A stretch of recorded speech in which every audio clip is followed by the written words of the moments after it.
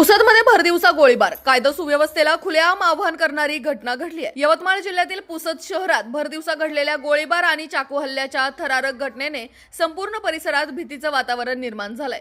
सार्वजनिक बांधकाम विभाग अर्थात पीडब्ल्यूडी कार्यालयासमोर हा रक्तरंजित प्रकार घडला आणि भरदिवसा गुन्हेगारांनी दहशतीचे खुलेआम प्रदर्शन केल्याने नागरिकांमध्ये संतापाची लाट उसळली आहे. प्राथमिक माहितीनुसार अंजुम खान, लियाकत अली खान यांच्यासह 2 जणांवर जीवघेणा हल्ला करण्यात आला. 2 राऊंड गोळीबार झाल्याची माहिती समोर येत असून समीर शेख आणि सुलतान शेख हे चाकू हल्ल्यात गंभीर जखमी झालेत, तर हॉटेल व्यावसायिक शुभम जगदीश मिश्रा हे देखील या हल्ल्यात जखमी झाल्याची माहिती आहे. धक्कादायक बाब म्हणजे 3 चारचाकी वाहनांमधून आलेल्या तब्बल 10 ते 12 हल्लेखोरांनी हा हल्ला केल्याचं सांगितलं जात आहे. त्यामध्ये एका डिझायर कारचाही समावेश असल्याची माहिती समोर आली आहे. भरदिवसा गर्दीच्या ठिकाणी असा हल्ला घडत असेल तर सामान्य नागरिकांच्या सुरक्षेची जबाबदारी नेमकी कोण घेणार, असा संतप्त सवाल आता उपस्थित होतोय. गुन्हेगारांच्या मनात कायद्याची भीती उरली आहे का? शहरात सर्रास गोळ्या झाडल्या जात असताना प्रशासन नेमकं काय करतंय? नागरिकांच्या जीवाशी खेळणाऱ्या या गुन्हेगारांना कोणाचं संरक्षण तर नाही ना, असे अनेक प्रश्न आता उपस्थित होत आहेत. दरम्यान पोलिसांनी घटनास्थळी धाव घेत तपास सुरू केला असून आरोपींचा शोध सुरू आहे. मात्र या थरारक घटनेमुळे पुसद शहरात भीतीचं सावट पसरलं असून नागरिकांकडून आरोपींवर कठोर कारवाईची मागणी केली जाते.